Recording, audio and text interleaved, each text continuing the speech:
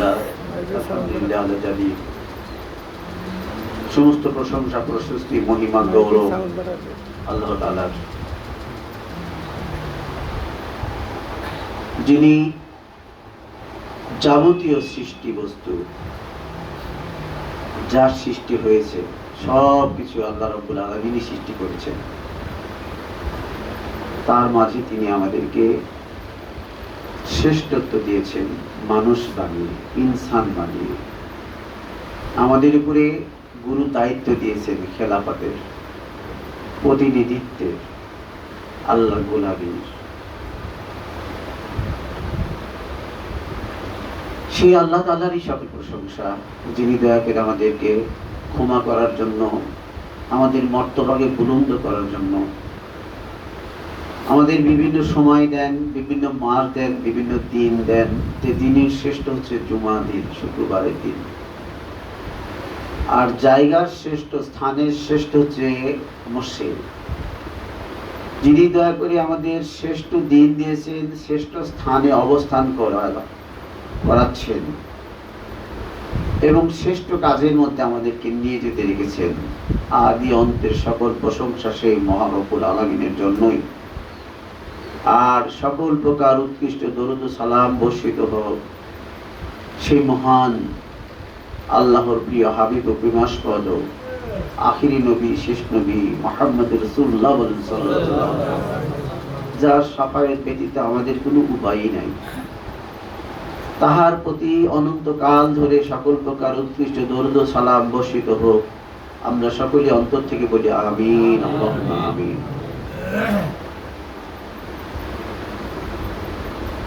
আখিরি যিকরিকা হাজিবিল লাজ্জাত। আল্লাহ রাসূল সাল্লাল্লাহু আলাইহি ওয়াসাল্লাম বলেছেন, উত্তম জিকির হলো মরণের কথা স্মরণ হওয়া। আজকে আমরা এই মসজিদে যারা আছি, আজ থেকে ৬০, ৭০ বা ৮০, ১০০ বছর পরে এখানকার একজন আমরা থাকবো না। আবার পরবর্তী প্রজন্ম এসে এখানে বলবে, আমরা যে থাকবো না এটা নিশ্চিত। এবং অনুভব কেউ করতে পারে কি পারি না তা জানি না। আমি আমার মতো বলতেছি যে আমি নিজে অনুভব করি যে আমি শারীরিকভাবে দুর্বল হয়ে যাচ্ছি। এই যে মাইকের সাউন্ড কম, মানে কথা বলতে কষ্ট হচ্ছে, পেটের মধ্যে কষ্ট হচ্ছে, অত জোরে কথা বলার শক্তি নাই। আর আবার শক্তি ফেরত পেতেও পারি, আবার পুরোদিন নাও পেতে পারি, এটাই বাস্তব। এই বাস্তবতাকে আমরা উপলব্ধি করতে পারি না, সেটা হলো আমাদের শয়তান।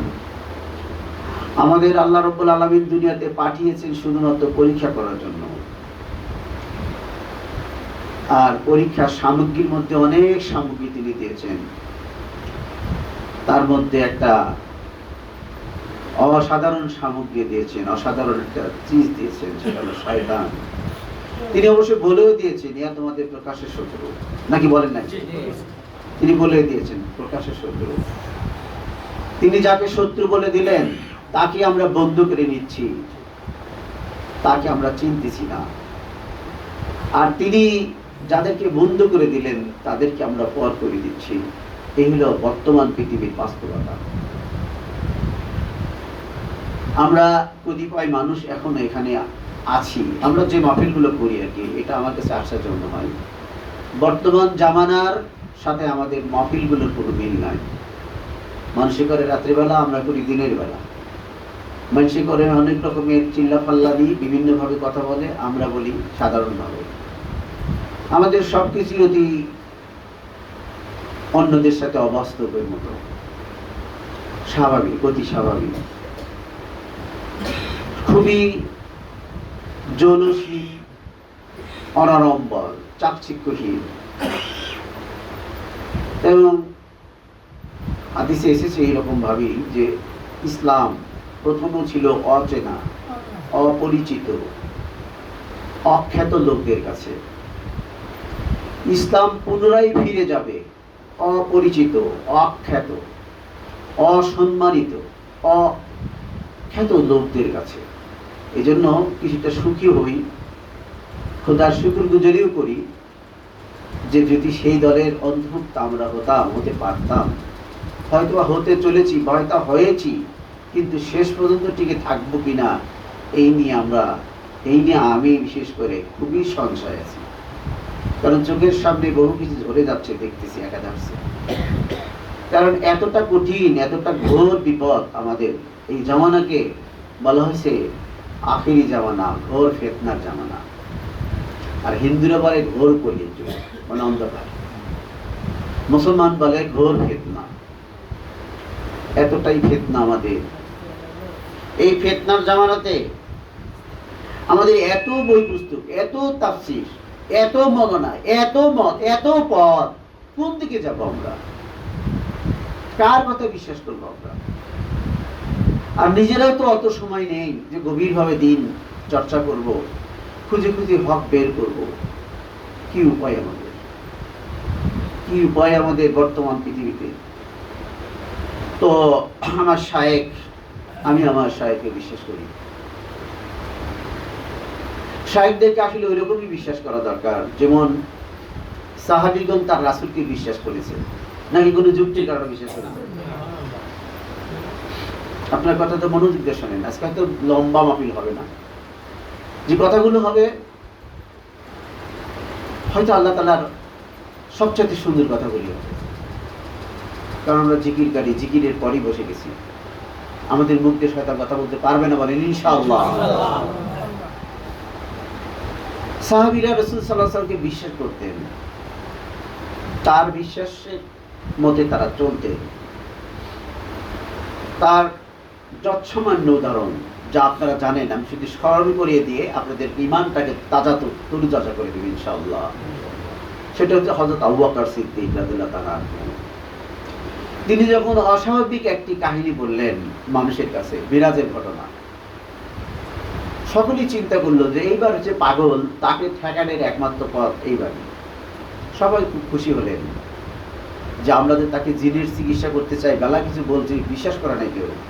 এবার আমরা তার পিছনের লোকগুলোকে সরিয়ে ফেলবো। আবু জেহেল সবচাইতে বেশি খুশি হলেন এবং আবু জেহেল চিন্তা করলেন সবচাইতে যে ঘনিষ্ঠ মানুষ, প্রসিদ্ধ একজন মানুষ, ধনাঢ্য ব্যক্তিও বটে, মাতব্বর বংশের মানুষ, আবু কুহাফার আবু বকর, দেখি আমি তাকেই বুঝাই। সে যদি বোঝে তার আমার এত ঘোরাফেরা করার দরকার নেই। অন্যরা অন্যদেরকে বুঝাইতেছে, আর আল্লাহ রাসূলের কাছে এসে বলতেছে, আর কেউ কেউ বলতেছে, অবাস্তব, তাকে বিশ্বাস করা যায়। আস-সিদ্দিক এত মোটা একটা কিতাব, বাহিরের লেখকের লেখা, যার মধ্যে এত সুন্দর বর্ণনা দিয়েছেন। আবু জেহেল দৌড়ালেন, ছুটলেন আবু বকরের দিকে, দেখে আবু বকর আসতেছে ওই রাস্তা দিয়ে। আবু বকর খুব খুশি হলেন। এরপর প্রথমে ওই সমস্ত বর্ণনা দিলেন যে বর্ণনাগুলো অবিশ্বাস্য। তারপরে বললেন যে তোমার কি এগুলো বিশ্বাস হয়? তিনি বললেন এগুলো কি করে বিশ্বাস করি, কত তো সত্য, তোমার বিশ্বাস। আবু কুহাফা ছিল, আবু বকর, এটা তোমার দোস্ত মোহাম্মদ বলেছে, যদি সে বলে থাকে আল্লাহর কসম আমি বিশ্বাস করলাম এই সবগুলো কথা অক্ষর অক্ষরে সত্য, বলেন সুবহানাল্লাহ। ছুটে চলেন আল্লাহ রাসূলের কাছে। যে দেখেন আল্লাহ রাসূল মলিন, মন বেজার, কাঁদো কাঁদো অবস্থা, একটা কষ্টের মধ্যে আছেন। ডাক দিলেন, ইয়া রাসূলুল্লাহ, হে আমার দোস্ত, হে আমার হাবিব, আপনি মনের মধ্যে কি কিছু ভাবতেছেন? আপনাকে কি কেউ কিছু বলেছে? বলে ভাবতেছি একটা কিছু, যে একটা জ্বলন্ত সত্য যেটা আল্লাহ আমাকে দেখিয়েছে সেটা প্রকাশ করেছে, কেউ বিশ্বাস করতেছে না। বলে ইতিমধ্যে আমি এই বর্ণনা শুনেছি, সে বর্ণনা তাকে দিতে চাচ্ছে, কিন্তু আবু বকর সিদ্দিক চাচ্ছে যে তাড়াতাড়ি আমি স্বীকৃতি দিয়ে তার মনটাকে খুশি করে দিই। বলেছি, ইয়া রাসূলুল্লাহ, আপনাকে বলতে হবে না, আমি শুনেছি ইতিমধ্যে আবু জেহেলের কাছ থেকে। যদি আমি তাকে বলে এসেছি যে যদি রাসূল সাল্লাল্লাহু আলাইহি ওয়াসাল্লাম বলে থাকেন যে সবই সত্য। বলে, ইয়া রাসূলুল্লাহ, আমি কসম করে বলছি আপনার কথা কোনো মিথ্যা নাই, আমি বিশ্বাস করলাম। আমি আপনার অনুসারী যেমন ছিলাম তেমনই আজ থেকে এরকমই থাকবো, বলেন সুবহানাল্লাহ। তখন আবু বকর সিদ্দিক, আবু বকরকে, আবু কুহাফার ছেলেকে আল্লাহ রাসূল বললেন যে তুমি আজ থেকে সিদ্দিক, বলেন সুবহানাল্লাহ। আচ্ছা বলুন তো, আমাদের এই তরিকাতে আরেকটা কি নাম আছে? নেসবতে সিদ্দিকী। এই তরিকার আরেকটি নাম নেসবতে সিদ্দিকী। খুব মহান তরিকা, মুক্তার শরীফের মধ্যে আছে না, হাজারাতুল কুদুস কিতাবের মধ্যে লেখা আছে। শাহ বদরুদ্দিন রাহমাতুল্লাহ আলাইহি বলেছেন, এই তরিকার সালেক কেউ হলেও, কোনো কারণে হলেও থাকতে পারবে না যাদের নাম একদম জান্নাতের দপ্তরে লেখা না থাকবে, এবং যারা ভাগ্যবান ব্যক্তি তারা না হলে তারা এই তরিকা থেকে ছিটকেই যাবে। দেখছেন কি দুঃসংবাদের কথা না? তবে এই তরিকা যারা থাকবে তারা নিশ্চিত জান্নাতে যাবে, বলেন সুবহানাল্লাহ। এখন আমাদের সাধনা হবে এই তরিকাতে ধরে রাখা, কি বলেন, তাই না? আমল হওয়া না হওয়া সেটা পরের কথা, কিন্তু তরিকাতে বিশ্বাস। আমি প্রথমে একটা শব্দ করেছি যে আমি আমার শাইখকে বিশ্বাস করেছি। তাহলে আমাদের এই তরিকার সিলসিলার প্রথম ধারা হলো তার শাইখকে বিশ্বাস করতে হবে, কি বলেন, তাই না? এর সাথে সাথে আর একটা কথা বিশ্বাস করতে হবে, এমন একটা মহব্বত করতে হবে। দেখেন, ইমানের মূল্য কিন্তু মহব্বত। তাহলে কারো যদি এমন বিশ্বাস জন্মে, মহব্বত জন্মে যে আমার শাইখ যেখানে যাবে, জাহান্নামে গেলে আমি মেনে নেব সেটাই, আর জান্নাতে গেলে তো নিশ্চয় আমি তার সাথে যাব, এই বিশ্বাস যদি কেউ নিয়ে থাকতে পারেন তবেই টিকে থাকা সম্ভব। নইলে আপনাদেরকে কত রকমের বুদ্ধি দিয়ে দিয়ে এখান থেকে শেষ করে দিবে আখিরি জামানায়, এর মধ্যে আর কোনো এই কথার কোনো সন্দেহই নেই। আমি ইতিমধ্যে বুঝে ফেলেছি, মোহাম্মদ ছাড়া এটা পারবেন না। এই তরিকার জন্য এই তরিকার আর একটি কি নাম বলা হয় বন্ধু তো দেখি, নেসবতে হুব্বি। না না, আগেরটা বললাম নেসবতে সিদ্দিকি, আর একটা কি বলা হয়, নেসবতে হুব্বি, অর্থাৎ মুর্শিদ এবং মুরিদের মধ্যে প্রগাঢ় একটি মহব্বত। আচ্ছা কত দেখি, একজনকে এমনই ভালোবাসার বাসা আছে, সে যদি জাহান্নামে যায় আমিও যাব, এটা কি সোজা মহব্বত? না। এরকম একটা বিশ্বাস না থাকলে আমার সব কথা বিশ্বাস করা সম্ভব? তো আমি আমার শাইখের কথা বিশ্বাস করি। তিনি বলেছেন যে এই কিতাব, এই মুক্তার শরীফের কথা তিনি বলেছেন যে এই কিতাব কোরআন হাদিসের মূল নির্যাস। এ বোঝার জন্য তিনি নেত্রের প্রয়োজন, অর্থাৎ কলবের আলোর প্রয়োজন। আর এই কিতাবের মধ্যে আছে যেটা, সেটাই হলো সত্য। এর বাইরের ব্যাখ্যাগুলো সত্যের কাছাকাছি অথবা কতগুলো সত্য থেকে অনেক দূরে। কতগুলো কি সত্যের কাছাকাছি, আর কতগুলো কি অনেক দূরে। এবং আমার শাইখ বলেছেন এই কিতাব ইমাম মাহদী আলাইহিস সালাম যখন পৃথিবীতে আগমন করবেন, তিনি এই কিতাব খুঁজে বের করবেন এবং তিনি বলবেন এই কিতাব হলো বরহক কিতাব, এই তাফসীর হলো বরহক। এর আদলে যারা আসবেন তারাই অরিজিনাল ইসলামের মধ্যে থাকবেন, বলেন সুবহানাল্লাহ। এই কিতাব হলো সেই কিতাব। এই কিতাবের কথা বর্ণনা দেওয়া আছে যে এই কিতাবের মাহফিল যারা শোনে, যতক্ষণ পর্যন্ত শোনে। আর একটা কিতাবের কথা বলা আছে, মুসনবী শরীফের কথা বলা আছে। তো বলছে যে মুসনবী শরীফের মাহফিল যেখানে হয় সেখানে তারা যেন ওলি আল্লাহদের কাতারে আছে। আর এই মকতুবা শরীফের ব্যাখ্যা বা মকতুবা শরীফ সম্মুখে মকতুবের আলোকে যারা কথা বলে, সেই মাহফিলটা তারা যেন স্বয়ং রাসূল পাক সাল্লাল্লাহু আলাইহি ওয়াসাল্লামের দরবারে বসে আছে, বলেন সুবহানাল্লাহ। একজন ওলির চাইতে নবী কত হাজার কোটি গুণ বড়, তার কি শেষ আছে? আমরা হলো সেই তরিকা করি, এই বিশ্বাস রাখি বলেই শত কষ্টে আপনাদের সাথে প্রতি মাসেই আমি একবার উপস্থিত করি। আজকের এই কিতাব থেকে আপনাদেরকে আমি খুব ছোট করেই ব্যাখ্যা দেব ইনশাআল্লাহ।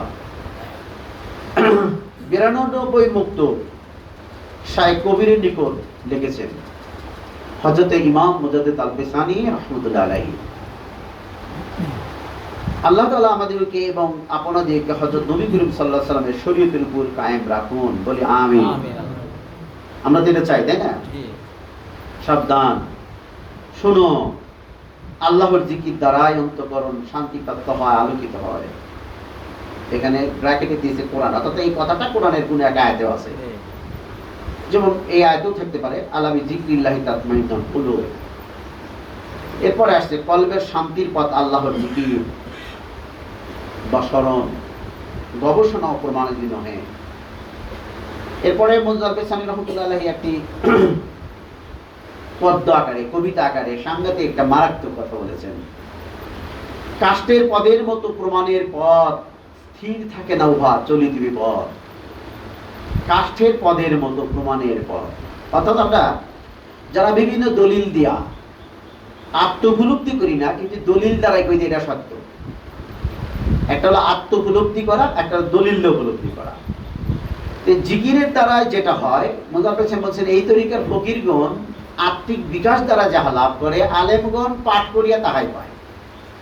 তাহলে দেখেন তো আমাদের সাহাবে কেরাম, আবার এই তরিকায় বলা হয়েছে ইহা অবিকল সাহাবা কেরামের তরিকা। বলছেন, আমি বলি না আপনাদের কাছে, এটা বলছিল মুজাদ্দিদ আল-বিসানি।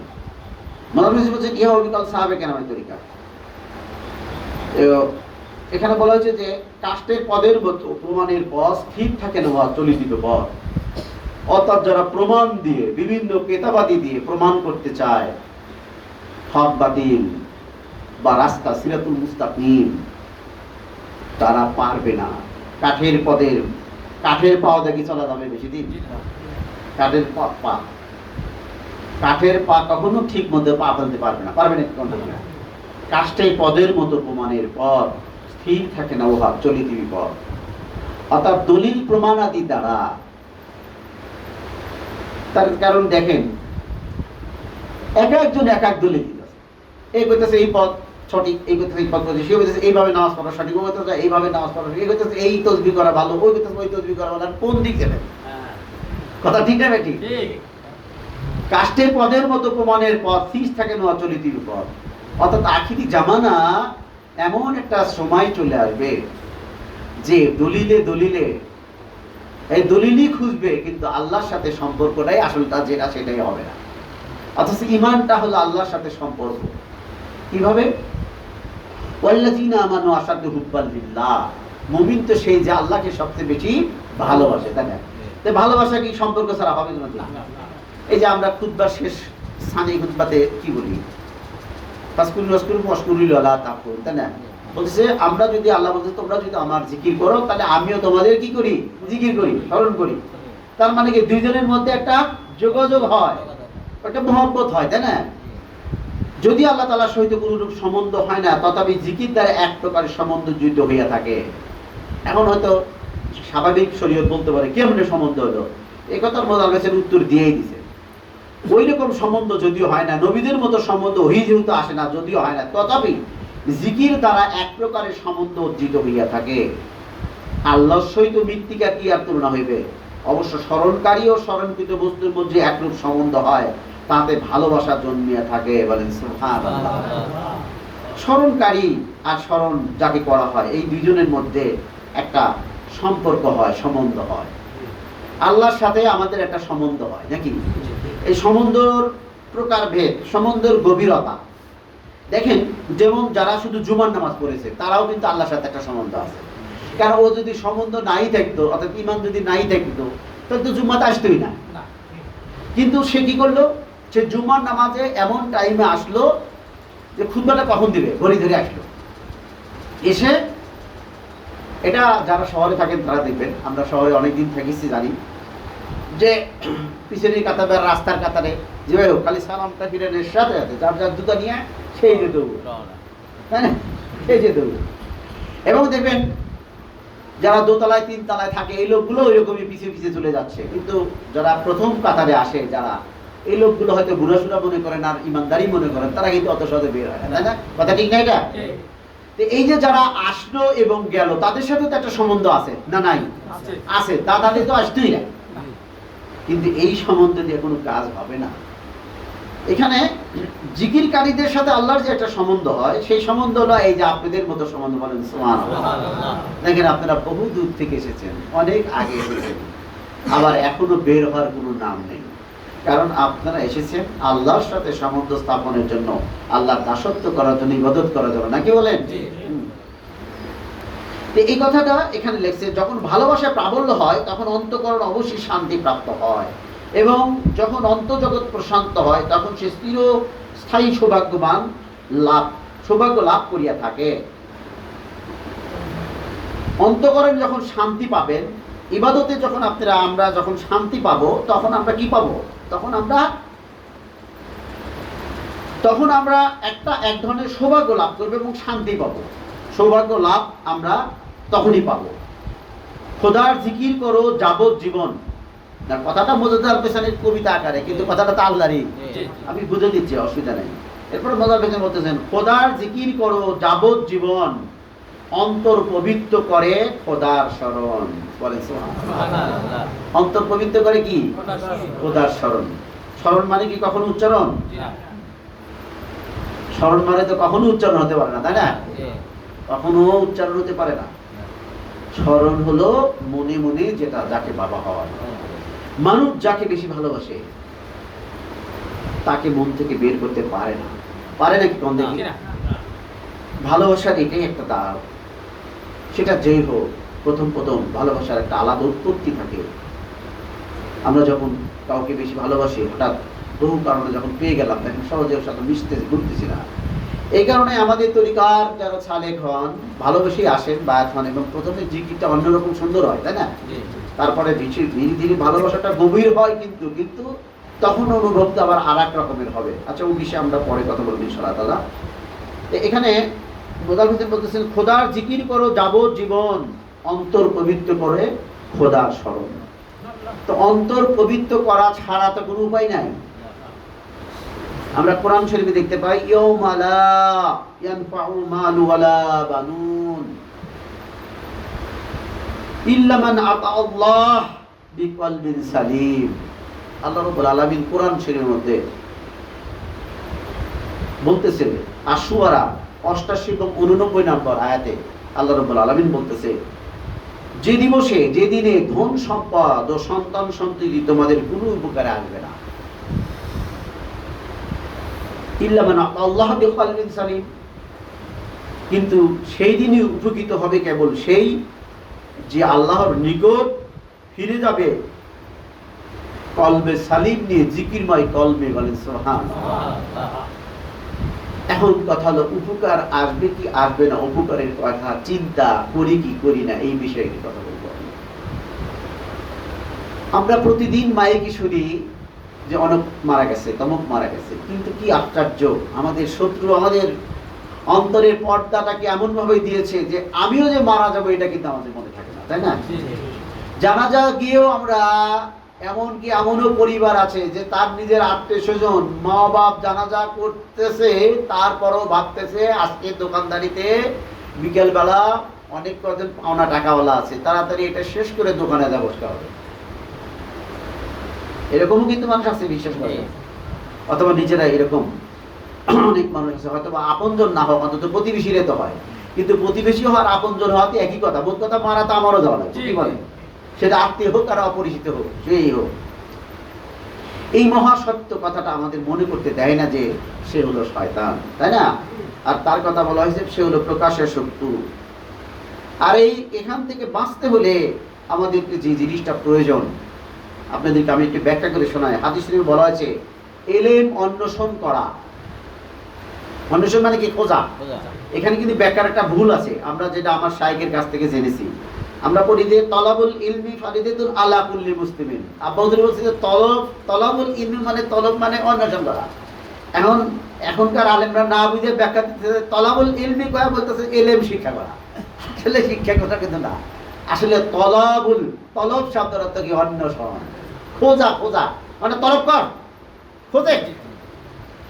এখানে এলেম অন্বেষণ কর, তার কারণে এলেম এত কিছু, এত বড়, ও এলেম আপনি কি করে আয়ত্ত করবেন? আপনি তো এলেমের কিছুই নিতে পারবেন না। এলেম সমুদ্রে আপনি একটা আঙ্গুল চুবায় আপনারা এই হাতের কেয়ারের দাগের মধ্যে যে পানি ওঠে, এও নিতে পারবেন না। তো একই শিক্ষা করা সম্ভব? তাহলে এটা অন্বেষণ করা দরকার, এটাই ঠিক আছে নাকি বলেন? হাদিস শরীফে বলা হয়েছে, এলেম অন্বেষণ করা প্রত্যেক মুসলমান পুরুষ ও নারীর জন্য কি ফরজ। তাহলে এখানে পুরুষ নারী দূরে গেছে নাকি? এখন যদি কেউ কয় যে আমি মানুষ কেন বীরের দরবারে যাবো, খানকায় যাবো, তাহলে কথাটা ঠিক হবে না ব্যাঠিক হবে?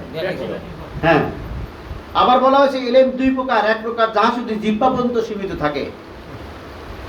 এলেম দুই প্রকার, যা শুধু জিহ্বা পর্যন্তই সীমিত থাকে, অন্তরে কোনো প্রভাব পড়ে না। কিয়ামতের দিন এরকম এলেম ওই আলেমের বিরুদ্ধে কঠিন প্রমাণ স্বরূপ হবে। বলেন নাউযুবিল্লাহ।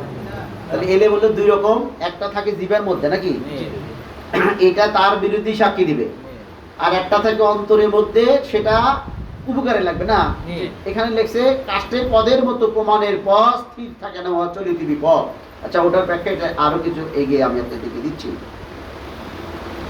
বলতে কিয়ামতের দিন এরকম এলেম ওই আলেমের বিরুদ্ধে সাক্ষী প্রমাণ স্বরূপ হবে। আর দ্বিতীয় প্রকার এলেম যা অন্তরে প্রভাব বিস্তার করে, ওই হলো কি এলেম? উপকারী এলেম। বলি সুবহানাল্লাহ। তাহলে দ্বিতীয় প্রকার এলেমের নাম কি? কলবে এলেম। কলবে এলেম কি বই পড়ে পাওয়া যায় না? যার কাছে কলবে এলেম আছে তার কাছে যেতে হয়। কলবে এলেম হলো যার কাছে আছে তার কাছে যেতে হয়। আপনাদের ফাজাইলে আমেল এখন বর্তমানে তা আমি বলতে পারবো না, আগের তা আমাদের কাছে এখনো আছে। এত মোটা একটা কিতাব, তার মধ্যে দেখবেন জিকিরের চ্যাপ্টারটা সবচেয়ে বেশি মোটা, অর্থাৎ বেশি পৃষ্ঠা ব্যয় করছে, এবং এই কথাটা দেওয়া আছে এই যেটা আমি এখন বললাম, এবং অন্য হাদিস থেকে আমি বের করছি যদিও, কিন্তু ওই কিতাবের মধ্যে দেওয়া আছে। আজকে যেটা নিয়ে মানুষ ঘুরতেছে, তারাও এই কথাটা বলতেছে ঠিকই, কিন্তু কলবে ইলম তারা কিন্তু গ্রহণ কি করতেছে না, করতেছে না। অথচ ওই কিতাবের মধ্যে বলা আছে কলবে ইলম হলো আল ইলমু নাফিউ ওয়া হিয়াল উপকারী ইলম। আর অন্তরে যা অন্তরে প্রভাব বিস্তার করে তাকেই বলে কি, কলবে ইলম, তাই না? এ হয় উপকারী ইলম, কারণ এই ইলম কলবে জমা থাকে। ইলম কোথায় জমা থাকে? কলবে। আল্লাহ আপনাদের জিকির কোথায় জমা থাকে? আল্লাহর মহব্বত আপনাদের কোথায় জমা থাকে? তে মহব্বতই তো ঈমান নাকি? আসল আমলই তো এটা। আসেন আমরা আজকে একটু শুনি। এরপরে আর এর দ্বারা আখিরাতের উপকারও পাওয়া যাবে কলবে ইলমের দ্বারা। বলি সুবহানাল্লাহ। উদাহরণ, আখিরাতের প্রথম মঞ্জিলের নাম কি? কবর। আখিরাতের প্রথম মঞ্জিলের নাম কি? কবর বা আলেমে বরজখ। আলেমে বরজখ বলে কথাটা সম্পূর্ণ হয়, কবর বললে সম্পূর্ণ হয় না। কবর বললে কিছু উজানি কথা থাকতে পারে, যেমন আচ্ছা হুজুর আপনি তো কবর বললেন, তাহলে আমার বাপ যে মারা গেছে ওই সমুদ্রের মধ্যে রক্ত মাছে খায় ফেলছে, তাহলে তো আমার বাপের শাস্তি হবে না, বলতে পারি না? আমরা প্রশ্নটা করতে পারি না? বলে আমার বাপ তো মারা গেছে দাবানলে, আমেরিকার ওই যে আগুনে ধসে পুড়ে ছাই হয়ে গেছে, আবার হিন্দুরা তো পুড়ে ছাই হয়ে যায়। তাহলে এই জন্য এর পূর্ণাঙ্গ ব্যাখ্যা, পূর্ণাঙ্গ কথা হলো কবর মানে আলমে বরজখ। কথা বুঝতে পারছি আপনাদেরকে? আলমে বরজখ। তা আখিরাতে প্রথম মঞ্জিল বলতে পারি আলমে বরজখ। আবার আমি কবরও বলছি, দুইটাই বলছি, মানে বুঝে দিলাম দুই রকমই বলতেছি। তো সেখানে আলমে বরজখে প্রশ্ন করা হবে মান রব্বুকা, তোমার রব, তোমার পালনকর্তাকে, এই তো প্রশ্ন করা, তাই না? প্রশ্নটির উত্তর কত সোজা, কিন্তু সবাই প্রশ্নটির জবাব দিতে পারবে না, বলেন নাউযুবিল্লাহ।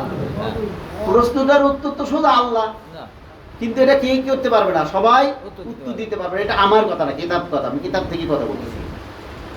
পারবে কেবল তারা যাদের কলবে দুনিয়াতে ছিল আল্লাহর জিকির, যারা কলবে ইলম জানে, বলেন সুবহানাল্লাহ।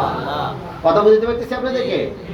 পারবে শুধু তারাই যাদের কলবে ছিল জিকির, যাদের ছিল কলবে ইলম অন্তরে, তাদের, তারা ছাড়া।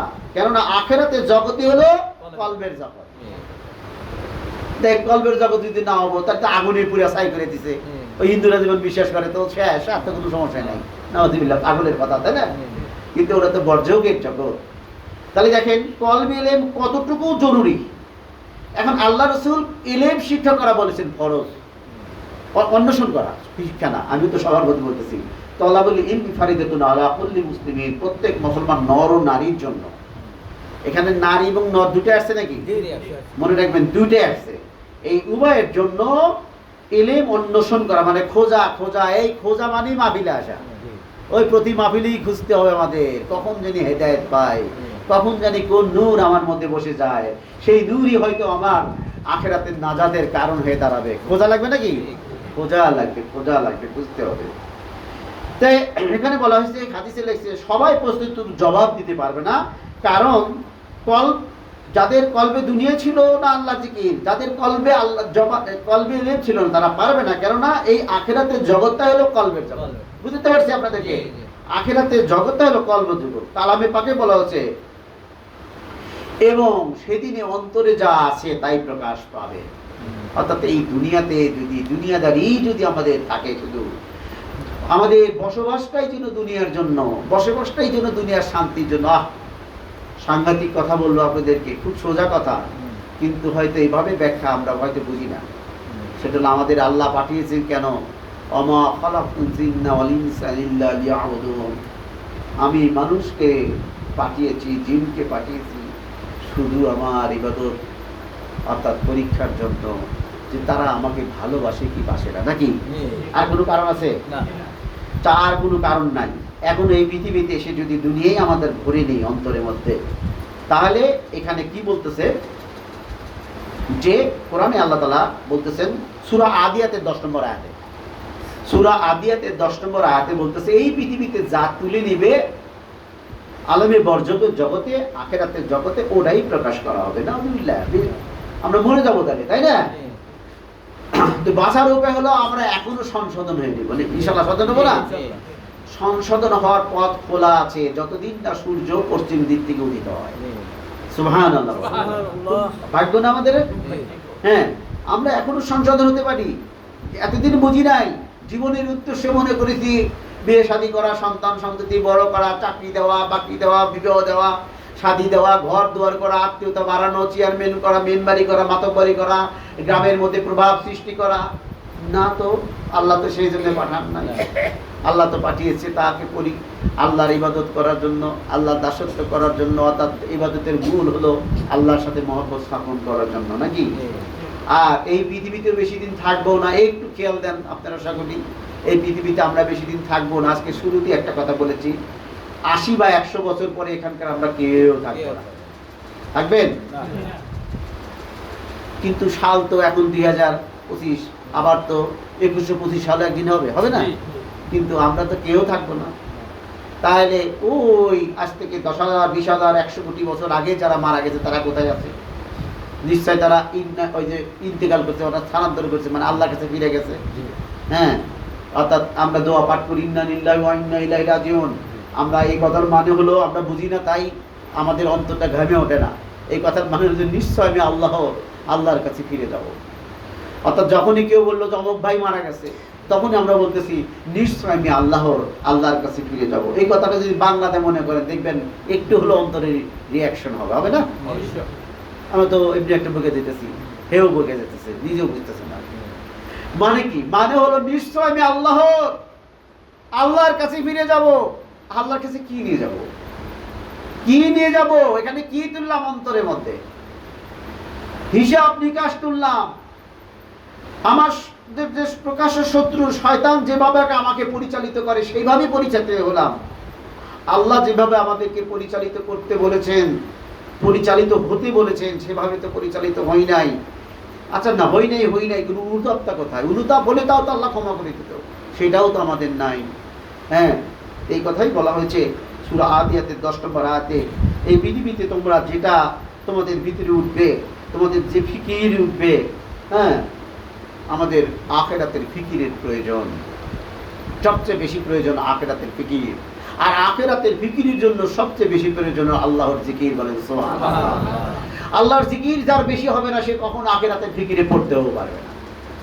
আল্লাহর জিকির ছাড়া আখিরাতের ফিকির হয় না, এটা ওয়াজ শুনলে কোনোদিনও হবে না।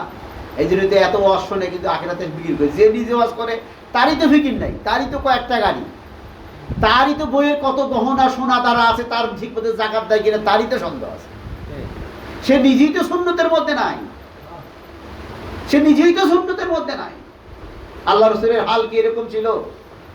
দ্বীনের দাওয়াত দিয়ে কি সে বিনিময় চেয়েছে?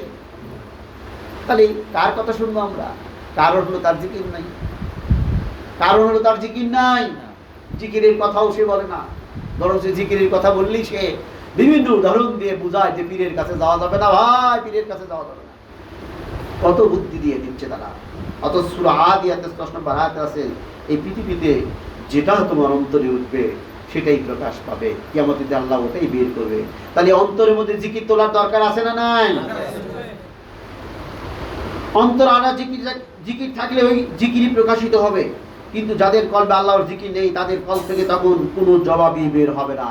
অর্থাৎ ফেরেশতা বলবে মান রব্বুকা, তোমার রবকে, ও বোবা, আর কথা বলতে পারবে না, শেষ, কথা বলতে পারবে না।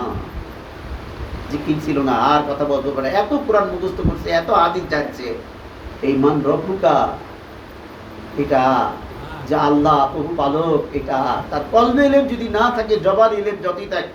আচ্ছা কোন তো আপনারা, শয়তানের চাইতে জবান ইলম কি কারো বেশি থাকবে? যাকে সার্টিফিকেট দেওয়া হয়েছে মুআল্লিমুল মালাকুত, মুআল্লিম মানে শিক্ষক, সমস্ত মালাকুতের শিক্ষকেরা কোন থেকে? শয়তান, শিক্ষক ইবলিস, সে সবার শিক্ষক না। তো শিক্ষক হয়ে তার কোনো লাভ হয়েছে? তার তো কোনো লাভ হয় নাই। আমি রমজান মাসে একটা কিতাবের মধ্যে পড়লাম, দেখেন শয়তানের তো অনেক রকমের কষ্ট আছে, একটা আলাদা কষ্ট শোনাই দিই আপনাদেরকে। যে যখন মানুষ কোরআন তেলাওয়াত করে সেজদার আয়াতে শোনার সাথে সাথে অথবা পাঠ করার সাথে সাথে সেজদায় যায়, শয়তান এতটাই কাঁদে যে চোখ দিয়ে পানি বের হয় তার। অন্য সময় বলে হতাশ, সে বলে হায় আদম সন্তান, সে ওই সেজদা করে জান্নাত লাভ করলো, আর আমি সেজদা না করে এক চিরে অভিশপ্ত হয়ে গেলাম। তার এত জ্ঞান তার কোনো কাজে লাগছিল? তার কোনো কাজে লাগে নাই, মুআল্লিম হয় কোনো কাজে লাগে নাই। এই কথাই হাদিসের মধ্যে বলা আছে যে মান রব্বুকা, তোমার প্রভু আলোককে, এই কথার উত্তর যার কলবে ইলম নাই সে বোবা হয়ে যাবে। কারণ ওই জগতে তো কলবের জগৎ। আমি কি বুঝাতে পারতেছি আপনাদেরকে? ওই জগৎটাই তো এই দেহের জগৎ না, তো এই জিব্বের জগৎ না, তো চামড়া গোস্তর জগৎ না, তো ওদের এখানে আপনি কি করবেন? এই জন্য বলতে যাদের কলবে ইলম থাকবে না তারা ওই দিন বোবা হয়ে যাবে, তারা এই উত্তরগুলো দিতে পারবে না। হ্যাঁ, তাই তাদের কল থেকে তখন কোনো জবাবই বের হবে না। সুতরাং সাবধান, সুতরাং সাবধান। এখানে নিজ নিজ আমল পূর্ণ ও পরিশুদ্ধ করতে হবে। এই প্রসঙ্গে অনেকগুলো আয়াত আছে, কোরআন শরীফের মধ্যে এগুলো আয়াত অনেকগুলো আছে। আল্লাহ পাকের জিকির দিয়ে আমাদের করতে হবে, জিকির দ্বারাই আমাদের পবিত্র করতে হবে, জিকিরের দ্বারাই আমাদের জিকির ভিতরে তুলে নিতে হবে। তাই জিকির আমাদের করতে হবে। দেখেন হাদিসে আছে যে মানুষ যখনই ঘুমায়, রাতের ঘুমের কথা এটা বলা আছে, যে রাত্রে যখন ঘুমায় তখন 3টা গিট বাঁধা হয়। শয়তান তাদেরকে 3টা গিট দেয়। কয়টা গিট দেয়? 3টা গিট দেয়। খুব মজার ব্যাপার, বুঝে নিলে আপনারা খুশি হবেন আশা করি। এই 3টা গিট যখন শেষ বেতন জাগনা পায়, তখন প্রথমে যখন সে আল্লাহর জিকির করে, স্মরণ করে, আচ্ছা যাদের কলবে জিকির আছে তাদেরই না জিকির হবে নাকি বলে, তখন প্রথম বড় গিটটা টাস করে খুলে দেয়, অন্য গিটগুলো ঢিলে হয়ে যায়। তাহলে 3টা গিটের একটা গেল না। কি কারণে গেল? ওযু করা রাখছিল না, কিছু গোসল করা রাখছিল না, খালি সিয়াতুল প্রায়শেরই স্মরণ করছে, সবকে খেয়াল করছে, জিকির করছে, আল্লাহ আল্লাহ লা ইলাহা ইল্লাল্লাহ একটা কিছু করছে। করার সাথে সাথে এমন একটা চমকি শয়তান বাঁধে দিয়েছে, কেন? শয়তান। কিন্তু শয়তানের ওই গিটটা এমন ভাবে খুলে যায়, একটা তো খুলে যায়, অন্যগুলো ঢিল ঢিলা হয়ে যায়। শয়তান তখনই কষ্ট হয়ে যায়। এরপরে ওই ব্যক্তি যখন উঠে ওযু করে, তখন আর একটা গিট খুলে চলে যায়। আর ওই ব্যক্তি যখন ফজরের নামাজ পড়ে, শয়তান তখন কান্না করতে থাকে যে এত পয়সা বান দিলাম তাও তো শেষ। আর ওই ফজর নামাজ পড়ার পর ওই ব্যক্তি, যে ব্যক্তি জিকির, ওযু এবং নামাজ, এখানে কিন্তু 3টাই মনে রাখতে হবে, 3 রকমেরই আমল থাকতে হবে। যে ব্যক্তি জিকির, ওযু এবং নামাজ আদায় করে নিল, ওই দিনের জন্য আল্লাহ তাআলা তার জিম্মাদার হয়ে গেল। সুবহানাল্লাহ। আর কোনো চিন্তা নাই, আপনি ফজর নামাজ পড়ছেন এই সিস্টেমে, আপনার আজকের দিনের পুরা জামিনদারকে বলেন আল্লাহ। হ্যাঁ, তো এই আমলটা করতে গেলেও তো কলবে ইলমের দরকার আছে, নাকি জিকির হবে তাছাড়া? আখিরাতে আমরা কিভাবে সফল হব সে কথা আল্লাহ পাক আমাদেরকে জানিয়ে দিয়েছেন। ইয়াউমা লা ইয়ানফাউ মালু ওয়ালা বানুন, আমরা যে আয়াত আগেই পাঠ করলাম, ইল্লা মান আল্লাহ বিকলবি সালিম। হ্যাঁ, কিয়ামতের দিন তোমাদের চেয়ারম্যানগিরি, মাতব্বরগিরি, সন্তান সন্ততি, জমি জমা, সুন্দর ঘর দোয়ার কিছুই কাজে লাগবে না, তোমার সুনাম সুখ্যাতি কিছুই কাজে লাগবে না। কাজে লাগবে শুধু তোমার কলবের জিকির। বলেন সুবহানাল্লাহ।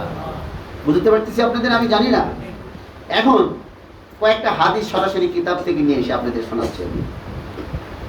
হযরত মুআয ইবনে জাবালের বর্ণনা এসেছে, রাসূলুল্লাহ সাল্লাল্লাহু আলাইহি ওয়াসাল্লাম বলেছেন, আল্লাহর শাস্তি থেকে নিষ্কৃতি প্রদায়ক একমাত্র আমল হচ্ছে আল্লাহর জিকির। বলেন সুবহানাল্লাহ। এখানে কিন্তু একমাত্র বলছে, বুঝেন আবার?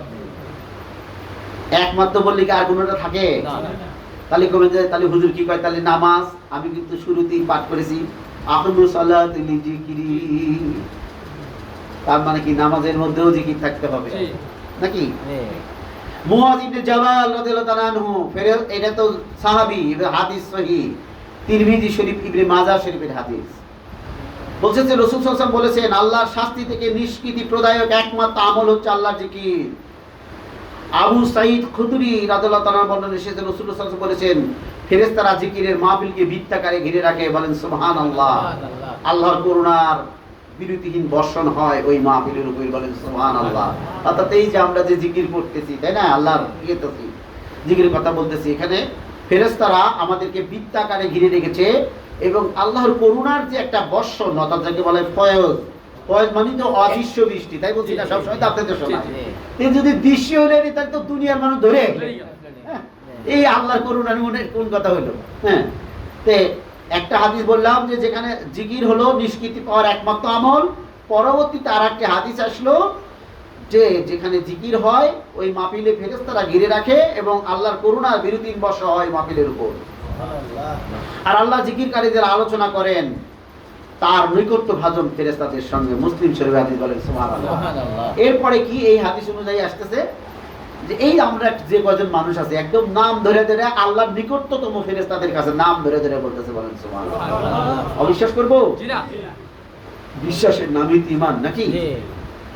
হযরত আবু হুরায়রা রাদিয়াল্লাহু আনহু রাসূল সাল্লাল্লাহু আলাইহি ওয়াসাল্লাম বলেছেন, আল্লাহ বলেন আমার বান্দা আমার সম্পর্কে যে ধারণা পোষণ করে তার কাছে আমি তেমনই, আর আমাকে যে যখন সে স্মরণ করে অর্থাৎ জিকির করে, স্মরণ মানে কিন্তু জিকির বুঝেন, তখন আমি তার হই তার অঙ্গ, বলেন সুবহানাল্লাহ।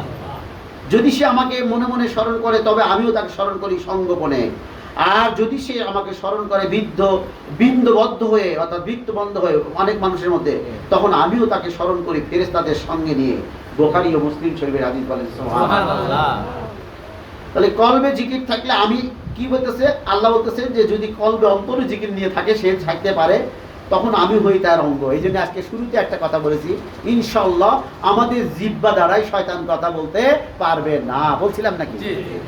কারণ আজকে দেখা যাচ্ছে অনেক বক্তাদের মাধ্যম দিয়ে শয়তানই কথা বলতেছে।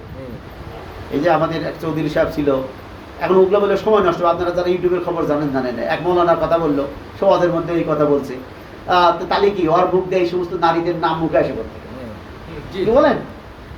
আসা তো কথা ছিল না। অপ্রয়োজনীয় কথা কেন আসবে? আখিরাতে প্রয়োজনীয় কথাই তো শেষ হয় না, নাকি বলেন? তার মানে শয়তান কথা বলতে পারে, তাই কথা বলা। কোন তাফসীরগণ বলেন আল্লাহর স্মরণই সর্বশ্রেষ্ঠ। কথাটির মনে হচ্ছে তোমরা আমাকে স্মরণ করলেও আমি তোমাদের স্মরণ করব, বলেন সুবহানাল্লাহ। মানুষ মুখাপেক্ষী, তাই আল্লাহর জিকির তার কর্তব্য প্রয়োজন, কিন্তু আল্লাহ চির অমুখাপেক্ষী। আমরা মুখাপেক্ষী, কিন্তু আল্লাহ তো আমাদের জিকিরে মুখাপেক্ষী না, তাই না? এই জন্য প্রথমে আমাদেরকেই জিকিরে এগিয়ে আসতে হবে, এরপর আল্লাহ দয়া হলেই তিনি আমাদের সাথে একটা সম্পর্ক হবে, তখন আমরা এরকম হয়ে যাব। সুতরাং আল্লাহ অন্যের জিকির করা তার কর্তব্য, প্রয়োজন কোনোটাই নয়, মানে আল্লাহর কথা। অথচ তিনি দয়া করে জিকিরকারীদের জিকির করবেন, বলতেছেন তিনি তো অমুখাপেক্ষী, তার তো আমাদের জিকির করার দরকার নাই, কিন্তু তবু দয়া করে তিনি আমাদের জিকির করবেন যদি আমরা তার জিকির করি। হ্যাঁ, সুতরাং বুঝতে হবে আল্লাহ জিকির করাই বিষয়টি সর্বশ্রেষ্ঠ। এরকম তাফসীরে বর্ণিত হয়েছে মুজাহিদ, ইকরামা, সাঈদ ইবনে জুবায়ের আর অনেক বর্ণনা অনুসারে ইবনে আব্বাসের বর্ণনাতে এইভাবেই এসেছে, বলেন সুবহানাল্লাহ। অর্থাৎ অনেকগুলো দলিল লাগে। এই জিকির বাদ দিয়ে আমরা কত রকমের আমল করতে চাই, তাই না? অনেকে খালি আরো কি আমল করবো, আরো কি কথা বলি, এরকম। আসলে দেখেন আমরা জিকিরটা আস্তে আস্তে বুঝিনি। জিকিরটা যখন বুঝিনি দেখুন কথা বলার সময় পাবেন না কথা বলার টাইম। এরপরে একটা আয়াত আসছে, লাকাদ কানা লাকুম ফি রাসূলিল্লাহ উসওয়াতুন হাসানা। তোমাদের মধ্যে যারা আল্লাহ ও আখিরাতকে ভয় করে এবং আল্লাহকে অধিক স্মরণ করে তাদের জন্য রাসূলের মধ্যে রয়েছে উত্তম আদর্শ। এখন আমি যে কথাটা আপনাদের শোনাতে চাই যে এই জিকিরের কথা অনেকেই বলে, অনেক পীরেরাই বলে না? তারাও বলে যে আমরা জিকির করি, কিন্তু এখানে কি বলতেছে যে যারা আল্লাহ তাআলা বলতেছেন যে তোমাদের মধ্যে যারা জিকিরকারী, যারা আখিরাত আল্লাহকে ভালোবাসে, আখিরাতকে ভয় করে, তাহলে তাদের জন্য রাসূলের মধ্যে রয়েছে উত্তম আদর্শ। কিন্তু ওই সমস্ত পীরদের কাছে রাসূলের কোনো আদর্শ খুঁজে পাওয়া যায় না, অতএব তাদের জিকিরও কোনো জিকির না। তারা ঢোল তবল বাজায় আর ন্যাংটা হয়ে জিকির করুক, আর লাভ করে জিকির করুক, আর না খায় জিকির করুক, ওটা কোনো জিকির হবে না, যেহেতু রাসূলুল্লাহ সাল্লাল্লাহু আলাইহি ওয়াসাল্লাম ওই নিয়মে জিকির করে না। কথা বুঝতে পারতেছি আপনারা? এরা কোথায় তো জিকিরই হুজুর তো জিকিরের কথাই কইছে, বায়াতের কথাই কইছে, তাহলে তো আমরা তো ভালো লাইনে আছি। কোথায় ভালো লাইন দেখলেন? আপনার ভালো লাইনে হতে হবে রাসূলের আদর্শের মধ্যে এসে। রাসূলের আদর্শ আপনার মধ্যে নাই, রাসূলের নিয়ম কানুন আপনার মধ্যে নাই। তাই বলতেছে, ব্যাখ্যাতে বলতেছে তোমাদের মধ্যে যারা আল্লাহ ও আখিরাতকে ভয় করে এবং আল্লাহকে বেশি স্মরণ করে, হ্যাঁ, অর্থ আল্লাহর নিকট থেকে যারা আকাঙ্ক্ষী হয় পুণ্যের, অর্থাৎ নেকি বা ভালোবাসা বা ফয়েজের, এটার ব্যাখ্যা অনেক পুণ্যময় দিদারের এবং তার সাক্ষাতের, এবং পারলৌকিক সফলতা, পারলৌকিক সফলতা জান্নাতুল ফেরদৌস পাওয়া, যে কোনো জান্নাত পাওয়া, তবে ফেরদৌস পাওয়াটা হলো বিরাট সফলতা। এরকম ব্যাখ্যা করেছেন হযরত ইবনে আব্বাস রাদিয়াল্লাহু আনহু। কোন আলেম বলেছেন এখানে আল্লাহকে ভয় করার অর্থ আল্লাহর অনুগ্রহ আশা করা ও শাস্তির ভয় করা, বিশেষ করে আশা করা পরকালের পুরস্কারের এবং ভয় করা তিরস্কারের অর্থাৎ জাহান্নামের। বলেন নাউযুবিল্লাহ। এখানে আরেকটি আয়াত এসেছে, আয়াতটা অনেক বড়, আমি বাংলা বলি, যে অবশ্য আত্মসমর্পণকারী পুরুষ ও আত্মসমর্পণকারী নারী, মুমিন পুরুষ ও মুমিন নারী, অনুগত পুরুষ ও অনুগত নারী। দেখেন প্রত্যেকটা জায়গায় কিন্তু নারী আছে। আমি আপনাদের এটাই বুঝতে চাচ্ছি। সূরা আহজাবের 35 নম্বর আয়াত, আপনারা নিজেরাও খুলে দেখতে পাবেন। সূরা আহজাবের 35 নম্বর আয়াত বলতেছে যে পুরুষ আত্মসমর্পণকারী, আবার নারীও আত্মসমর্পণকারী পুরুষ ও নারী, মুমিন পুরুষ ও মুমিন নারী, অনুগত পুরুষ ও অনুগত নারী, সত্যবাদী পুরুষ ও সত্যবাদী নারী, ধৈর্যশীল পুরুষ ও ধৈর্যশীল নারী, বিনীত পুরুষ ও বিনীত নারী, দানশীল পুরুষ ও দানশীল নারী, সম পালনকারী পুরুষ ও সম পালনকারী নারী, যৌন অঙ্গ হেফাজতকারী পুরুষ এবং যৌন অঙ্গ হেফাজতকারী নারী, আল্লাহকে অধিক স্মরণকারী পুরুষ ও অধিক স্মরণকারী নারী। বোঝা গেছে? নারীরা সাথে আছে না নাই? একদম লেগে আছে। অতএব ইলম, আমল এগুলো নারী পুরুষ সকলের জন্যই সমানভাবে প্রয়োজন, নাকি? সকলের জন্য সমানভাবেই প্রয়োজন। হযরত মুআজ রাদিয়াল্লাহু আনহু বর্ণনা করেছেন, একবার এক লোক রাসূল সাল্লাল্লাহু আলাইহি ওয়াসাল্লামের মহান সান্নিধ্যে উপস্থিত জিজ্ঞেস করলো, হে আল্লাহর রাসূল, হে আমার মুকুটমণি। আল্লাহ সাহাবীরা বিভিন্ন ভাষায় তাকে খুশি করার জন্য কথা বলতো। সর্বাধিক পুণ্যের অধিকারী তিনি সাল্লাল্লাহু আলাইহি ওয়াসাল্লাম বলেন যে আল্লাহকে অধিক, সে বলল যে কে সর্বাধিক পুণ্যের অধিকারী? আল্লাহ রাসূলকে সে বলল অনেক সুন্দর সুন্দর, বলেন কে সবচেয়ে পুণ্য বেশি পায়, কার নেকি সবচেয়ে বেশি? একজন সাহাবী জিজ্ঞাসা করলো। আর আল্লাহ রাসূল সাল্লাল্লাহু আলাইহি ওয়াসাল্লাম তখন উত্তর দিলেন যে আল্লাহকে অধিক স্মরণ করে। কি উত্তর দিলেন পদে দেখি? যে আল্লাহকে অধিক মানে কি? বেশি বেশি স্মরণ করে। জিকিরের হাল তার বেশি, অন্যান্য আমলের চাইতে জিকির যে বেশি করে। আপনি দেখেন অন্যান্য আমল করাও সহজ, কোরআন শরীফ পড়াও সহজ, পড়াও সহজ, কিন্তু আপনি একনিষ্ঠভাবে জিকির করতে যান আপনার কাছে কঠিন থাকে। কারণটা কি? কারণ শয়তান জানে যে আপনি জিকির করলে বড় লাভ, আমি এটা করতে দিব না। আপনি হাজার লক্ষ কালেমা পড়েন, টাকার বড় বড় ধরে খুব সহজ, কিন্তু জিকির করতে চান পারবেন না। পৃথিবীর অবস্থা তো তাই হয়েছে, তাই না? কিন্তু আমাদের যে জিকির, এত জিকির করতে বলা হয়েছে, আপনারা আমরা যদি জিকির করি তাহলে পুণ্য বেশি পাবো। এরপরে পুনরায় প্রশ্ন করলো যে আল্লাহ রাসূল, বুঝলাম অধিক সব পাইলো, পুণ্য পাইলো, সে হলো যে অধিক জিকিরকারী। লোকটি পুনরায় প্রশ্ন করলো সর্বাধিক পুণ্যবান রোজাদারকে। বললাম তার কার রোজার দাম বেশি হবে, খুবই বেশি উপকৃত? তিনি সাল্লাল্লাহু আলাইহি ওয়াসাল্লাম। তিনি সাল্লাল্লাহু আলাইহি ওয়াসাল্লাম বললে বুঝলেন কেন? রাসূল সাল্লাল্লাহু আলাইহি ওয়াসাল্লাম তিনি সাল্লাল্লাহু আলাইহি ওয়াসাল্লাম বললেন যে আল্লাহর সর্বাধিক জিকিরকারী। বলেন সুবহানাল্লাহ। এভাবে সে একে একে প্রশ্ন করলো, সর্বাধিক পুণ্যবান নামাজ, হজ, যাকাত, দান, খয়রাতকারী সবই একমাত্র বলা শুরু করলো। হ্যাঁ, রাসূল সাল্লাল্লাহু আলাইহি ওয়াসাল্লাম প্রতিটি প্রশ্নের উত্তরে জবাবে বলেন যে আল্লাহকে অধিক স্মরণ করে। বলেন সুবহানাল্লাহ। এটা কি আমার থেকে বলতেছি না কিতাব হাদিস থেকে বলতেছি?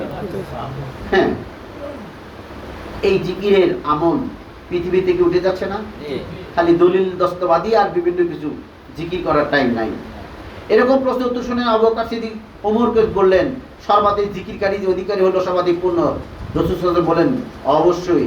এই প্রশ্ন শুনে আবু বকর সিদ্দিক ওমর বলতেছে, মানে তারাও নতুন করে শুনছে আর কি, শুনতে বলতেছে যে হে আল্লাহর রাসূল, তাহলে কি সর্বাধিক আমল, সর্বাধিক পুণ্যের অধিকারী হলো তাহলে কি জিকিরকারী? রাসূল সাল্লাল্লাহু আলাইহি ওয়াসাল্লাম বললেন অবশ্যই। তাহলে কি আর এই হাদিসের মধ্যে সন্দেহ করলে ঈমান থাকবে কারো? হ্যাঁ, বাগুমের কাছে মনে করেন যে ব্যক্তি মোটেও আল্লাহর স্মরণ বিচিত হয় না, বরং দাঁড়িয়ে বসে সে সর্বস্ত আল্লাহর স্মরণ করে, সেই ব্যক্তি প্রকৃত জিকিরকারী। আযকুরুল্লাহ ওয়া কিয়ামা ওয়া কুউদান ওয়া আলা জুনুবিহিম। আল্লাহ বলতেছে সবচেয়ে জ্ঞানী ব্যক্তি তারাই, সেই যে ব্যক্তি দাঁড়িয়ে বসে শুয়ে সর্বাবস্থায় কি করে? আল্লাহর জিকির করে। তাহলে এই জিকির করার নিশ্চয় একটা টেকনিক আছে, একটা শিক্ষা আছে। আর আল্লাহ যেহেতু বলছে যে জিকির করে, তার মানে এরকম জিকির কেউ করে নাকি সন্দেহ করা যাবে? অবশ্যই যে এরকম জিকির করে, এবং এইরকম জিকির করে তাদেরকে আল্লাহ বলছে জ্ঞানী। কেন জ্ঞানী বলছে? এইরকম জিকির যারা করে, এখন একটা সরাসরি মুর্শিদ কেবলার মুখের বাণী থেকে একটা তাফসীর করি। আমরা 2016 সালে যখন উমরা গেলাম আব্বাহুদের সাথে, কি জানি মসজিদের সামনে, আমার মসজিদের নাম মনে নাই, মদিনা থেকে একটু দূরে আর কি, সেখানে দাঁড়িয়ে আমাদেরকে বলা হলো যে দেখো পৃথিবীর সবচেয়ে দুনিয়ার মহব্বত সকল গুনাহের যে মূল, এই গুনাহ থেকে বাঁচার কিন্তু একমাত্র উপায় হলো জিকির। এই মহব্বত থেকে বাঁচার একমাত্র উপায় হলো জিকির। জিকির ছাড়া তোমরা এখান থেকে উঠতে পারবে না। কথা বুঝছেন? ওখানে ওনার মুখে কথা বলতেছি কি, রাসূল সাল্লাল্লাহু আলাইহি ওয়াসাল্লাম ইনফারাদিকারী, এরপর রাসূল সাল্লাল্লাহু আলাইহি ওয়াসাল্লাম বলেছেন ইফরাতকারীরাই অগ্রগামী। অগ্রগামী জিজ্ঞেস করা হলো, হে আল্লাহ রাসূল, ইফরাতকারী কারা? মানে যারা একেবারে খুব সফল, দুনিয়া আখিরাত সব দিকেই সফল। আমি ব্যাখ্যা দিব আপনাদের ইনশাআল্লাহ। বলছে দুনিয়াতেও সফল, আখিরাতে সফল, তাদের কোনো কষ্ট নাই জিকিরকারী। তিনি বললেন আল্লাহকে অধিক স্মরণকারী নারী ও পুরুষ। দেখেন এখানেও নারী ও পুরুষ এসে বলেন সুবহানাল্লাহ। তিনি সাল্লাল্লাহু আলাইহি ওয়াসাল্লাম মানে কি, কে বলেন তো? আল্লাহ রাসূল। আরো বললেন আল্লাহর আযাব থেকে পরিত্রাণ দিতে পারে কেবলমাত্র আল্লাহর জিকির। সাহাবীগণ বললেন আল্লাহর পথে জিহাদও কি আল্লাহর জিকিরের সমতুল্য নয়?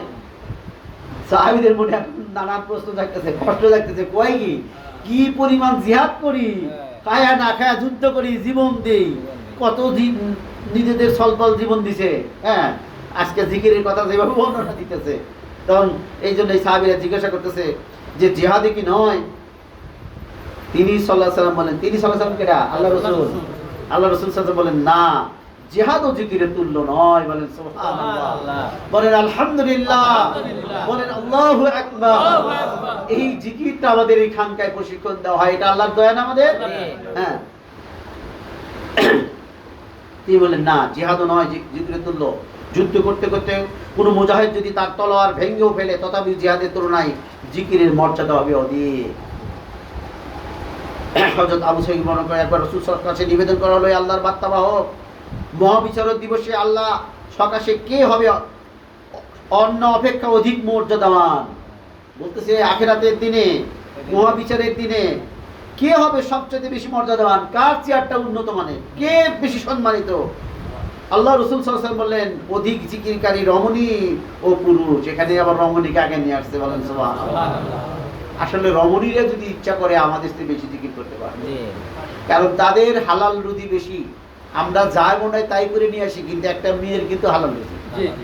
আর মেয়ে মানুষ হালাল রুজি যে যত খাবে, হালালের সাথে যদি পবিত্র হয়, সে যদি ওযু সহকারে জিকির সহকারে ইবাদত করে, অর্থাৎ রান্না করে আর কি, তাহলে তার জিকিরটা আরো সুন্দর পাবে। এই জন্য আমরা অনেকেই দেখা, অনেক পরিবারের মহিলারাই মাখা মেঘে যায়। আর ঘটনাটা কি? ঘটনা তো অন্যটা নাকি? হ্যাঁ, ঘটনা অন্যটা। এখানে লেখছে অধিক জিকিরকারী রমণীয় পুরুষ। পূর্ণ নিবেদন করা হয় আল্লাহর বাণী মহক, আল্লাহর পথে যারা যুদ্ধ করে তাদের চেয়েও কি? তিনি বললেন সাল্লাল্লাহু আলাইহি ওয়াসাল্লাম বললেন, হ্যাঁ, যদিও সে যোদ্ধা আল্লাহর দুশমন নিধন করতে গিয়ে ভেঙে ফেলে তার তরবারি, তবুও। বলেন সুবহানাল্লাহ। আমরা সামান্য অল্প একটা কথা ব্যাখ্যা দিতে চাই। আল্লাহর আযাব থেকে আমরা পরিত্রাণ যদি পেতে চাই, জান্নাতে যদি নিজের স্থানটাকে নিতে চাই, আসলে তো আমাদের আদি বাড়ি জান্নাতে নাকি? আমাদের আদি পিতা মাতাকে আদম হাওয়া না? তো ওরা কোথায় ছিল? জান্নাতে। আমাদের আসল বাড়ি তো ওটাই। এখন যদি এই বিশ্বাস না থাকে যে আমাদের আসল বাড়িতে যাওয়াটাই হলো আমাদের সফলতা, কিভাবে সফলতা? ধরেন আমাদের আসল বাড়ি হলো আদম হাওয়া, যেখানে ছিল জান্নাত, আর আমাদের শাস্তির স্থান হয়তো জাহান্নাম। এখন কিয়ামতের দিন কিন্তু আমরা সবাই সবাইকে দেখা হবে, বিশেষ করে যার সাথে একদিন দেখা হয়েছে বাসের মধ্যে, তার সাথেও দেখা হবে, স্মৃতিশক্তিতে মনেও থাকবে। এখন এই পৃথিবীতে বহুত কিছু পেলাম, জান্নাতে নিজের স্থানটা সহজে করে নিতে পারলাম না। তখন পৃথিবীর সম্মানের জন্য যে জিকির বাদ দিলাম, যে ইবাদত বাদ দিলাম, আল্লাহকে উপেক্ষা করলাম, সেদিকে লজ্জা ভালো লাগবে না? তাহলে সাফল্য মানুষ কেন চায়? একটা আনন্দজনিত, পরীক্ষায় ফার্স্ট, অথবা খেলোয়াড়ে ফার্স্ট, অথবা যে কোনো পুরস্কার, একটা আনন্দ, একটা সুনাম, দেখ আমি ফার্স্ট। মূল সাফল্য তো জান্নাত পাওয়া নাকি? তাই আমাদের আল্লাহর আযাব থেকে বাঁচতে, জান্নাতের নিজের স্থানটা যেটা আমাদের আছে সেটা দখল করতে, সেটা পেতে আমাদের কি করতে হবে? বর্তমান সামাজিক বলয় থেকে বের হয়ে সুন্নতের বেষ্টনীর মধ্যে আমাদেরকে আসতে হবে। বুঝাইতে পারতেছি? বর্তমান যে সমাজ, এখানে না আমাদের এটা একটা বলাই করে দিছে, আমাদের একেবারে বান্ধা রাখছে, খাসা দিয়া রাখছে। এখান থেকে ভেঙে আমাদের সুন্নতের বেষ্টনীর মধ্যে আসতে হবে। রাজি আছেন আপনারা? এই জানটা পেতে হলে আমাদেরকে বর্তমান সমাজের বর্তমান সবকিছু বর্তমানে দেখেন না কত রকমের এদের পৃথিবীরা সুন্নত। ওই যে হাদিসটা বললাম যে উত্তম আদর্শ আছে রাসূলের মধ্যে, যারা জিকিরকারী, যারা আলেম, তাদের উত্তম আদর্শ আছে রাসূলের মধ্যে। তাহলে রাসূল কি টাকা পয়সা নিয়ে এত ইয়া করে অনসেট করছে? যার কাছে রাসূলের আদর্শ নেই তার কাছে কেন আমরা দিন শিখতে গেলাম? ওটা তো আর একটা অপরাধ নাকি? সে তো ভুল শিক্ষা দিবে, এটাই তো স্বাভাবিক। সে তো ভুল শিক্ষা দিবে। এখনো বাংলাদেশে কিন্তু অনেক বড় বড় আলেম ওলামা আছে যারা হক্কানি আলেম, বিদ্যার সার্টিফিকেটও বেশি, তারা কিন্তু ইউটিউবে ছবিতে আসে না, তারা ইউটিউবে ওয়াজ করতেছে, এখন মানুষকে শেখানোর জন্য ছাড়তেছে, কিন্তু সেটা অডিও ভিডিও না। তাদেরকে কেউ অত কিন্তু চেনেও না। আর ভিডিও যারা দিচ্ছে তাদের বহু ফলোয়ার, তারা কি ছড়াইতেছে দেখতেছি তো। আমার কাছেও তো ফোন আছে, দেখা তো সহজ হয়ে গেছে পৃথিবী, তাই না? দেখেই তো আজকে আপনাদেরকে ক্ষোভের সাথে কথাগুলো বলতে পারতেছি। মানুষের জীবন আর তারা মানুষের জীবন মানুষের জীবন আর শয়তানের মাঝে এক সংগ্রাম ছাড়া আসলে কিছুই না। কথা বুঝছেন? মানুষের জীবন অর্থাৎ আমাদের জীবন আর শয়তান, ওর সাথে যুদ্ধ সংগ্রাম ছাড়া আমাদের আর কিছুই না। কারণ শয়তান চায় মানুষকে নিয়ন্ত্রণ করতে এবং তাকে ধ্বংস ও সর্বনাশের মুখে ফেলতে। আর আমরা যদি তারই অনুসরণ করি তাহলে তো ধ্বংস হয়ে যাবো, তাই না? তাহলে ওকে তাড়ানোর জন্য প্রথম যে অস্ত্র আমাদের হাতে নিতে হবে সেটা হলো জিকির। দিতে হবে না? এবং আসরের পরে লা হাওলা ওয়ালা কুওয়াতা ইল্লা বিল্লাহ, মাগরিবের পরে 500 বার লা হাওলা ওয়ালা কুওয়াতা ইল্লা বিল্লাহ, ফজরের পরে 500 বার লা হাওলা ওয়ালা কুওয়াতা ইল্লা বিল্লাহ। এইগুলো হলো শয়তানের তীর, বোমা, ওর কষ্ট, অথবা মশার কয়েলও বলতে পারে। ঘরের মধ্যে কয়েল থাকলে মশা কিন্তু আসে না, কামড়ায় না, গন্ধ পায় না। আপনার ভিতরে যদি লা হাওলা ওয়ালা কুওয়াতা ইল্লা বিল্লাহ সকাল সন্ধ্যা দেন, ও আসতেই বহুত কষ্ট হবে, সহজে আসতে পারে না। এরপরে তো সর্বক্ষণই চলতেই আছে আর একটা জিকির, তাহলে তো কমই আসবে না ইনশাল্লাহ। এগুলো আমাদের নিয়মিত হইতে হবে। বর্তমান যুগে আমি যেটা লক্ষ্য করতেছি, বর্তমান যুগে মানুষকে যেন পৃথিবীর গহরে প্রবেশ করে দেওয়া হয়েছে। এই মানুষগুলো একটা ধরেন একটা পাহাড়ের গুহার মধ্যে দিয়ে আসাবে কাহাপের যেমন গুহার মধ্যে দিয়ে আটকে দেওয়া হয়েছে। আসামের কাহাপের আটকে দিয়েছিল ধরে বেড়াটা, হ্যাঁ, বাইরে থেকে তালাবদ্ধ করা হয়েছে।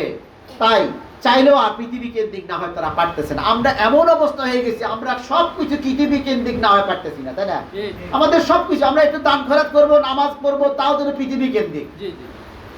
পৃথিবী কেন্দ্রিক না হলে সেখানে ভালো লাগে না। এখানে যদি অনেক দামি দামি লোকজন আসতো, বন্ধু বান্ধব, এখানে যদি হাট বাজার থাকতো, কেনাকাটার একটা জায়গা থাকতো, দেখতে যে ওই পৃথিবী কেন্দ্রিক কিছু থাকলে তাহলে জল যায় একসাথে, যায় এওয়া সবই বাড়ি, তাই না? কিন্তু আল্লাহ তো চাই নিরেট শুধু আল্লাহর জন্য, তাই না? আলা লিল্লাহি দীনুল খালিস। আল্লাহ চাই কোনটা? সাধু আল্লাহর জন্য যেটা সেটা। সূরা ইনফিতারের 6 নম্বর আয়াত আল্লাহ বলেন, ইয়া আইয়ুহাল ইনসানু মা গাররাকা বিরাব্বিকাল কারীম। আল্লাহ তাআলা গভীরভাবে আমাদেরকে বলতেছে, আফসোসের সাথে বলতেছে, ভালোবেসে বলতেছে। একটা আসলে ভালোবেসে প্রচার করেছেন। যেমন মা যখন সন্তান দেখে যে মার দিকে তাকায় না, হ্যাঁ, তখন তো সন্তানের দোষ দিতে চায় না। সে তখন বলে, বাবারে তুই কিসে এরকম করলো, আমার কাছ থেকে দূরে নিল, এরকম বলে না? তুই কিসে দিল কিভাবে, তুই আমার প্রতি বৈমুখ হয়ে গেল, কিসে নিয়ে নিল? ঠিক আল্লাহ রাব্বুল আলামিনও আমাদেরকে, আমরা যে শয়তানের গপ্পরে পড়ে যাচ্ছি, আমরা যে পৃথিবী নিয়ে পড়ে যাচ্ছি, এমন একটা মধুর ভালোবাসা শিখে তিনি দেখতেছেন, ইয়া আইয়ুহাল ইনসানু মা গাররাকা বিরাব্বিকাল কারীম।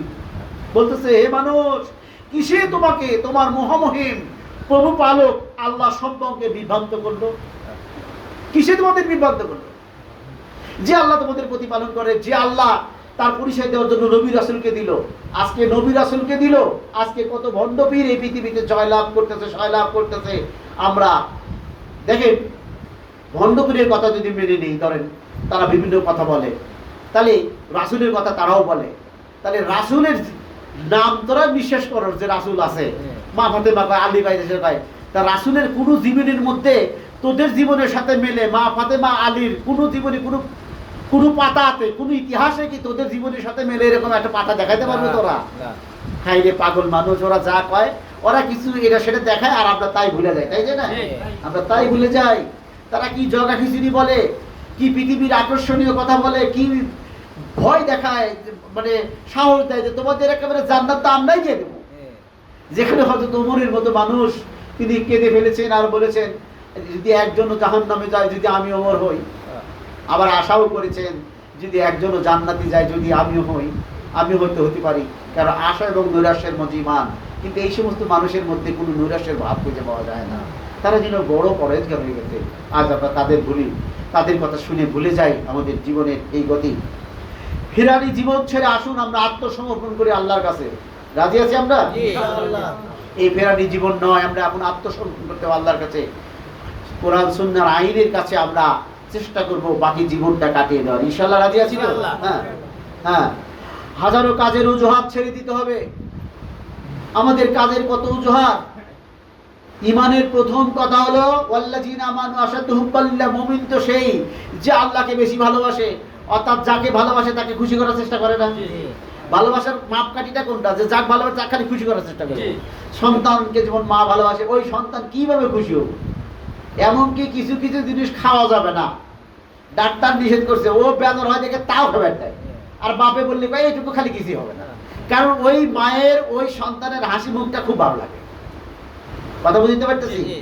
তা আল্লাহকে খুশি করার জন্য আমাদেরকে হাজারো কাজের অজুহাত ছেড়ে শত বাধা ও ব্যস্ততার ভিড় ঠেলে, শত বাধা ও ব্যস্ততার ভিড়, আমাদের আল্লাহর পথে আসতে বাধা আছে এবং ব্যস্ততাও আছে।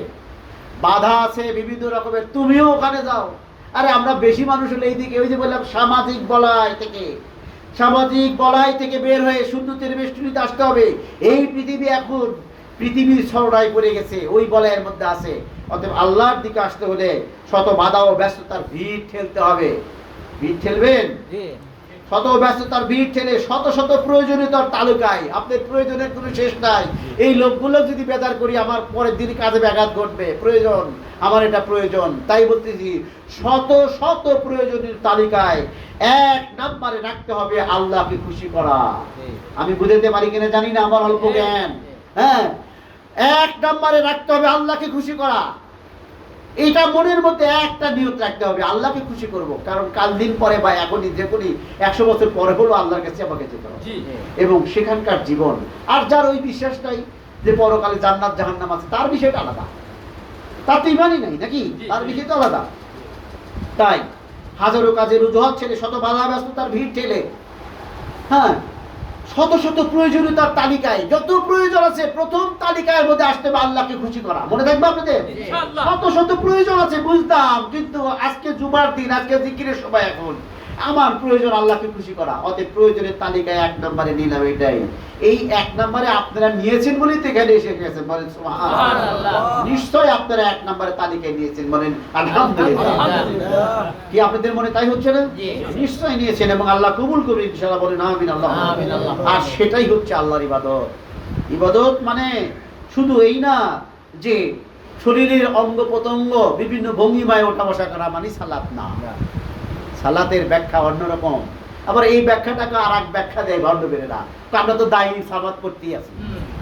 তো তোমার থেকে দায়ী সালাত রাসূলুল্লাহ কম পড়ছে, সাহাবীরা কম পড়ছে, তারা দায়ী সালাত পড়ছে। আরে মিয়া, দায়ী সালাত তো আমরা পড়ি, খাস মধ্যে তরিকার লোকজন দায়ী সালাত পড়ে এবং উসাতুল হাসান রাসূলের আদর্শে আবার অক্তমত নামাজও পড়ে নাকি। তোমরা বলো দায়ী সালাত পড়তেছে, আমরা কি পড়ি না? আমরা এগুলো লেকচার আমরা জানি না? আপনার বলেন বেটা তোরছে দায়ী সালাত আমরা পড়ি, ঘুমের মধ্যেও সালাত করি, কিন্তু রাসূলের আদর্শে আবার আজানের পরে 5 ওয়াক্ত নামাজও চাই। বলা যাবে না? বলতে পারবেন না? এখন আমাদের কথাও শিখতে হবে, কারণ এই শয়তানদের কথার প্রতি উত্তর যদি আল্লাহর তরফ থেকে জ্ঞান নিয়ে না দেয়, শয়তানদের সাথে পারা যাবে না। তো এরা বলে আমরা তো দায়ী নামাজ পড়তেছি, আর নামাজ পড়া লাগবে। দায়ী নামাজ পড়তেছো, রসুলের সে কি তুমি দায়ী নামাজ বেশি পড়তেছো? রসুল তো পড়লো, তারপরও পড়ে পড়ে তার পা মোবারক খুলে ফেললো। সাহাবীরা বললো তোমরা নামাজ পড়ো না, অথচ পীর মুরিদি করো, অথচ আখিরাতের কথা বলো। কোথায় তোমাদের কে উস্কে নিল? এই জন্যই আল্লাহ রাব্বুল আলামিন বলছেন ইয়া আইয়ুহাল্লাযীনা আমানু মা গাররাকুম বিরাব্বিল কারীম। হে, তোমাদের কিসে বিভ্রান্ত করলো আমার থেকে? কারণ আমি রসুল পাঠাইলাম আমার বাণী দিয়ে, আমার পথ দেখিয়ে দিয়ে। আর রসুল হলো সত্যবাদী। রসুল জীবনে কখনো মিথ্যা কথা বলে নাই, রসুলের শত্রুরা বলছে সে আলাপে, তাই না? সেই রসুলের কথা তোমরা অবিশ্বাস করতেছো, তোমরা কোন ধরনের ইমানদার? কথা কি বুঝতে পারছিস আপনাদেরকে? সেই রসুলের বাণীকে তারা উপেক্ষা করে, না ওটা বাতিল কিতাব, কি শয়তানের কথাবার্তা। হ্যাঁ, এবং ইতিমধ্যে আমি আমার কাছ থেকে অনেক মানুষকে দেখতেছি ঠিক মতো অধিক আমল করে না, শেষে তারা আমাকে প্রশ্ন করে, এ পেলাম না, সে পেলাম না, তোমরা কি পাও, কি চাও? সেটা তো পাওয়ার কিছু না, তাই না? এটা শয়তানের একটা পাওয়া।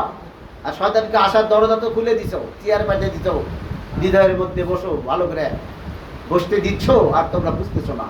কিন্তু আমরা তো বুঝতে পারছি, আমরা তো আমাদের শায়েখের দরবারে এই তরিকে এই নিয়মে আমল করে বুঝতে পারছি, তাই কি? তোমরা বোঝো না কেন? তোমরা বোঝো না, তোমরা এখনো তওবা করো, হতভাগ্য তোমরা। কারণ এই কথাই বলা হয়েছে, এই তরিকে আজীবন বাধ্যকর যারা, তারা আসতেও পারবে না, যদিও আসে তারা টিকতেও পারবে না। এই কথাটাই সত্য, নাকি বলেন? যদি তারা টিকে যায় তবে নিশ্চয় তারা জান্নাত পাবে, বলেন সুবহানাল্লাহ। সুবহানাল্লাহি ওয়া বিহামদিহি, সুবহানাল্লাহি আযীম, সুবহানাল্লাহি ওয়া বিহামদিহি, সুবহানাল্লাহি আযীম। সবাই সূরা ফাতিহা একবার, সূরা ইখলাস তিনবার পরে দোয়া করে।